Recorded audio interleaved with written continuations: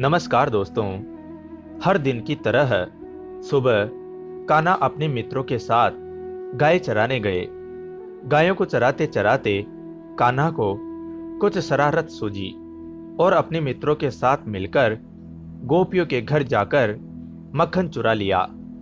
कान्हा को देखकर वैसे तो गोपियां अपने मक्खन को छत से लटका कर रख देती, पर फिर भी कान्हा तो अपने मित्रों का पिरामिड बनाकर उस पर चढ़कर सारा मक्खन चट कर जाते और घर के किसी भी कोने में गोपियां चाहे मक्खन छुपा दे, पर कान्हा तो उस मक्खन को सूंघकर वहां पहुंच जाते और जब तक गोपियां कान्हा को रोकने आती तब तक सारा मक्खन कान्हा और उनके मित्र चट कर जाते। आज भी रोज की तरह ही कान्हा अपने मित्रों के साथ मक्खन खाने का मजा लेकर गायें चराने निकल गए। अब गायों को लेकर कान्हा यमुना नदी के किनारे पहुंच गए और गायों को घास खाने के लिए छोड़ दिया। कान्हा के मित्र भी यमुना नदी में नहाने के लिए कूद पड़े।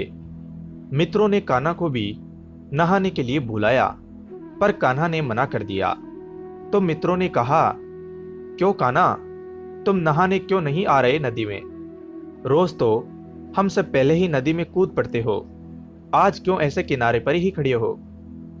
कान्हा मुस्कुराए और मित्रों से कहा, आज तुम लोग ही जाओ, आज मुझे कदम के पेड़ पर बैठकर बांसुरी बजानी है। तब मित्रों ने कहा, जैसी तुम्हारी इच्छा। कान्हा को मनाने की असफल कोशिश करते हुए यमुना नदी में सारे मित्र नहाने चले गए। कान्हा तो अंतर्यामी थे, पता था उनको कि कुछ होने वाला था आज, जो कान्हा को उस एहसास की पहले ही प्रतीति हो चुकी थी। और कान्हा कदम के पेड़ पर चढ़कर शांत चित्त से एकाग्रता से अपनी बांसुरी बजाने लगे। अभी तो मित्रों ने नहाना ही शुरू किया था, तभी एक के बाद एक सारे मित्र नदी में से बाहर आने लग गए घबराकर। सभी मित्रों के चेहरे पर भय था। सभी मित्र दौड़ते दौड़ते कान्हा के पास आए और कहने लगे, कान्हा, कान्हा देखो ना, नदी के उस सामने के किनारे पर एक विशालकाय बगुला सोया हुआ है और उसकी चोंच तो देखो कितनी बड़ी और लंबी है, और हमें देखकर वह अपनी चोंच को खोले जा रहा है, मानो कि अभी हमें खा जाएगा। कुछ करो कान्हा, यह राक्षसी बगुला हम सबको, हमारी गायों को भी खा जाएगा। कान्हा अपनी बांसुरी को अपनी कमर पर लटकाकर पेड़ पर से नीचे कूद गए। मित्रों से कान्हा कहने लगे, घबराओ मत मित्रों, मैं हूं ना यहां। यह बगुला जो है वह बकासुर राक्षस है, जो कि मेरे मामा श्री कंस का साथी हैं। तुम सब चिंता मत करो, मैं कुछ करता हूं। और कान्हा के कहने के बाद ही पलक झपकते ही विशालकाय बगुला कान्हा के पास कूदकर आ गया और अलग अलग तरह की आवाजें निकालकर उन सबको डराने लगा। और कोई कुछ सोच पाता इससे पहले ही बगुले ने कान्हा को निगल लिया। कान्हा के सारे मित्र डर के मारे चिल्लाने लगे और इतनी देर में ही बगुला कान्हा को निगलकर आकाश में ची ची करता उड़ गया। कान्हा के मित्र बहुत ज्यादा डर गए। वह सब गांव की तरफ दौड़े और नंद बाबा और यशोदा माता को और साथ ही सारे गोकुलवासियों को बुलाकर लेकर आए और सारी घटना सुना दी। नदी किनारे आकर सभी सोचने लगे कि कान्हा को कैसे बचाया जाए और उस राक्षस बकासुर के पेट से कान्हा को किस तरह बाहर लाया जाए।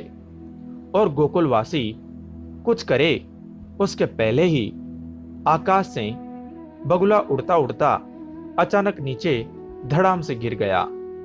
ऐसा लग रहा था मानो उसे चक्कर आ रहे थे। वह अपना सिर यहां से वहां पटक रहा था। बकासुर यानी वह बगुला फिर से उड़ने का प्रयत्न करने लगा। वह बहुत आकुल और व्याकुल हो गया था। वह अपनी चोंच को ऊपर नीचे करने लगा, अपने पंख हिलाने लगा जिससे कि वह उड़ सके, पर वह उड़ नहीं पा रहा था।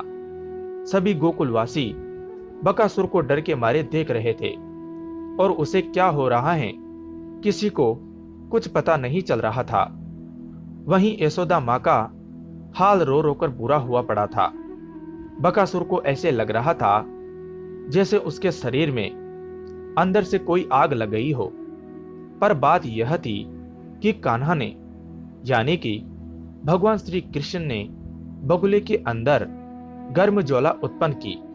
उस ज्वाला की गर्मी को बकासुर सह नहीं पाया और अपने आप ही बगुले रूपी बकासुर की चोंच खुल गई।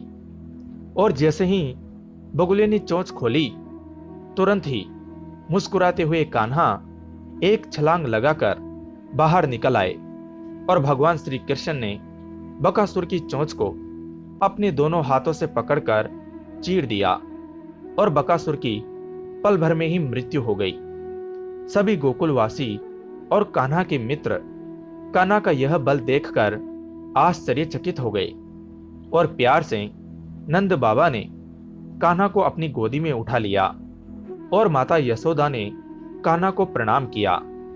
जय श्री कृष्ण जी की। तो दोस्तों, कैसी लगी आपको यह कथा कमेंट करके जरूर बताएं। वीडियो को लाइक करें, चैनल को सब्सक्राइब कर घंटी को जरूर दबाएं। कथा को अंत तक सुनने के लिए धन्यवाद दोस्तों। जय हिंद, जय भारत।